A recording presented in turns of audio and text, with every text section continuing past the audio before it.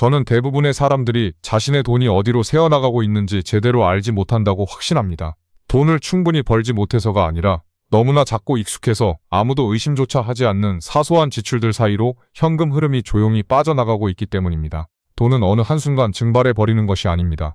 무의식적인 결정들을 통해 매일 조금씩 사라지는 것이죠. 이 목록을 읽어 내려갈 때 가장 중요한 것은 동의나 반대가 아닙니다. 잠시 멈춰서서 스스로를 진솔하게 되돌아보는 것입니다. 자책하기 위함이 아니라 명확히 보기 위해서입니다. 현실을 똑바로 직시할 때 비로소 변화할 기회가 생기기 때문입니다.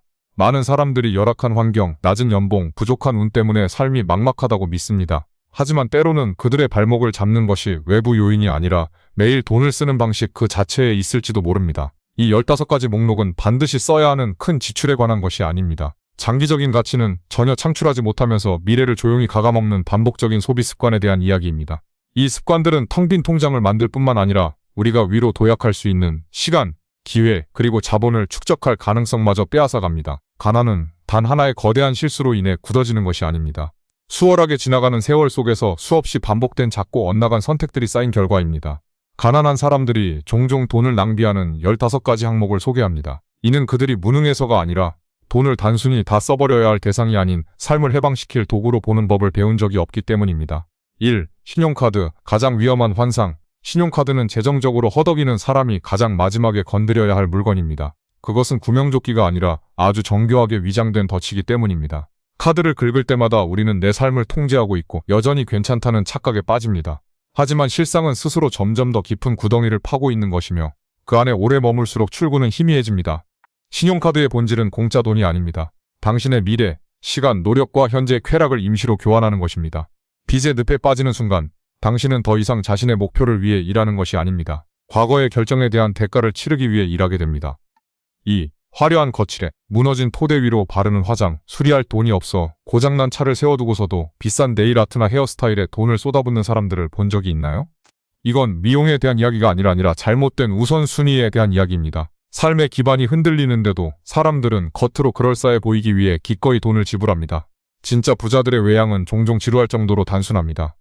과시할 돈이 없어서가 아니라 진짜 가치는 머리카락이나 손톱 위에 있지 않다는 것을 알기 때문입니다. 3부터 수리하세요. 재정과 커리어를 탄탄하게 다진 다음 남은 자금으로 원하는 것을 마음껏 누리십시오.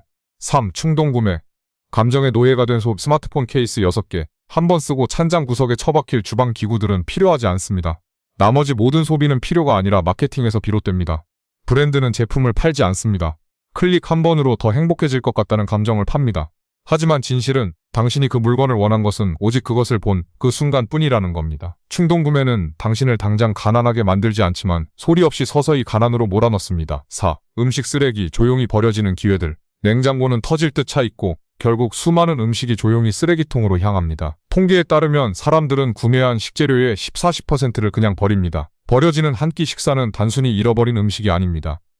절약할 수 있었던 기회이자 재정적 안전망의 일부가 날아간 것입니다. 음식 낭비는 가장 조용한 형태의 지출 누수입니다. 5. 기적의 다이어트와 홈쇼핑. 헛된 희망을 사는 비용. 몇 주 만에 몸무게를 반으로 줄여준다는 마법의 차나 기괴한 운동기구에 왜 돈을 쓰나요? 그 믿음은 과학이 아니라 땀 흘리기 싫은 절박함에서 나옵니다.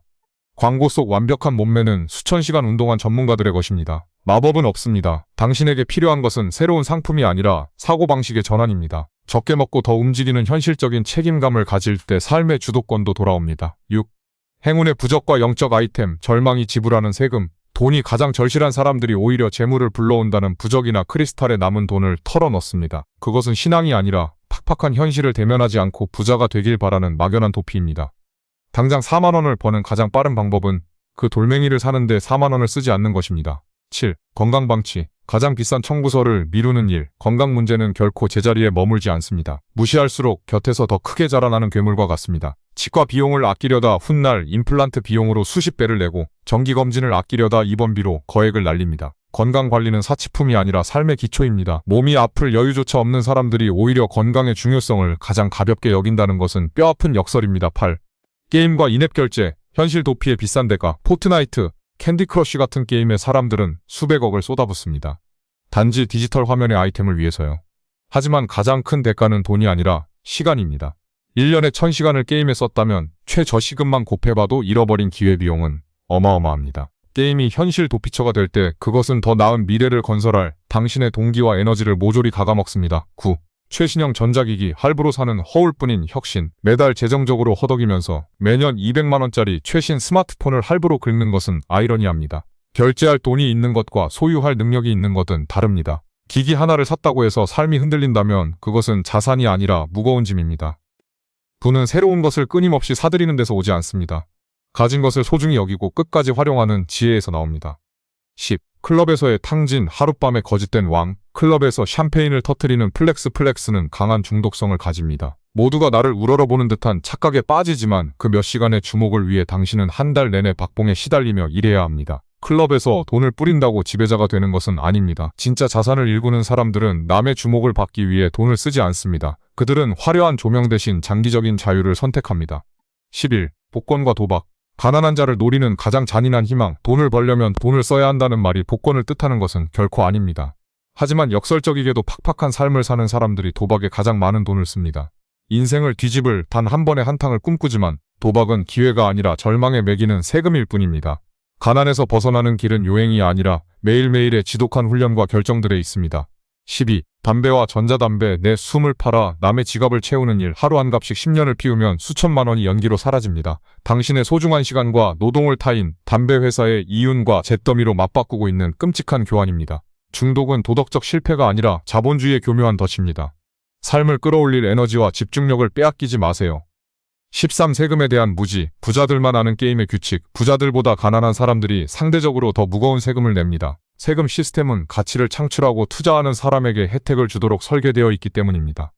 연말정산 때 돈을 돌려받았다고 기뻐하지만 사실 그 돈은 이자 한 푼 없이 국가에 무이자 대출을 해준 당신의 돈입니다. 세금의 룰을 모르면 영원히 가장 비싼 입장료를 치르게 됩니다. 14. 충동적인 기부. 선의로 포장된 비효율. 당신이 기부하는 돈의 상당 부분은 단체의 마케팅비와 CEO의 고액 연봉을 유지하는 데 쓰입니다. 자신이 재정적으로 흔들리는 상황에서 맹목적으로 자동이체를 걸어두는 것은 당신을 약하게 만들 뿐입니다. 거창한 캠페인에 돈을 내기보단 주변 복지관에 직접 식료품을 전달하거나 한 사람의 자립을 직접 돕는 것이 낫습니다. 고기를 잡아주는 대신 물고기 잡는 법을 가르쳐주세요. 15. 부자인 척하기. 가짜 화려함이 앗아가는 진짜 부. 속이 텅 비어 있으면서 겉으로만 성공한 척 가장하는 것보다 진짜 돈을 벌 때까지 조용히 배우고 투자하는 편이 100만 배 낫습니다. 누군가 100만 원으로 명품을 사서 인스타그램에 올릴 때 다른 누군가는 그 돈을 투자해 조용히 자산을 불립니다. 당신의 목표는 남들의 부러움을 사는 것이 아니라 진짜로 자유로워지는 것이어야 합니다. 진리를 깨닫는 순간 더 이상 부자인 척할 필요를 느끼지 못할 것입니다. 진짜 부자가 되느라 너무 바쁠 테니까요. 결국 핵심은 당신이 얼마를 버느냐가 아니라 손에 줄 한 푼을 어떻게 대하느냐에 있습니다. 가난은 벼락처럼 떨어지는 것이 아니라 매일 반복되는 나쁜 선택들이 쌓인 결과입니다. 부 역시 하룻밤 사이에 이루어지지 않습니다. 이 목록은 당신을 비난하기 위함이 아니라 진실을 밝혀주기 위함입니다. 돈이 어디로 흐르는지 명확히 볼 때 비로소 삶의 통제권을 되찾게 됩니다. 눈앞의 유혹을 거절할 때 장기적인 안정을 향한 길이 열립니다. 결핍의 처바퀴를 빠져나오는 길은 요란하지도 눈부시지도 않으며 마법도 없습니다. 그것은 규율, 통찰력, 끊임없는 배움, 그리고 내 삶을 온전히 스스로 책임지려는 뼈아픈 용기에서 시작됩니다. 당신이 의식적으로 사용하는 100원은 미래를 위해 던지는 한 표입니다. 오늘부터 시작한다면 그 미래는 완전히 달라질 수 있습니다. 당신을 조용히 끌어내리고 있는 것들을 꿰뚫어 볼 수 있는 명석함, 나쁜 습관을 끊어낼 강력한 의지, 그리고 내면에서부터 단단한 삶을 지어 올릴 수 있는 끈기를 가지시길 바랍니다. 마지막까지 귀 기울여 주시고 함께 고민해 주셔서 감사합니다. 지금 이 순간부터 내리는 모든 결정이 당신을 가짜 화려함이 아닌 진정한 자유로 이끌어 주기를 진심으로 응원합니다.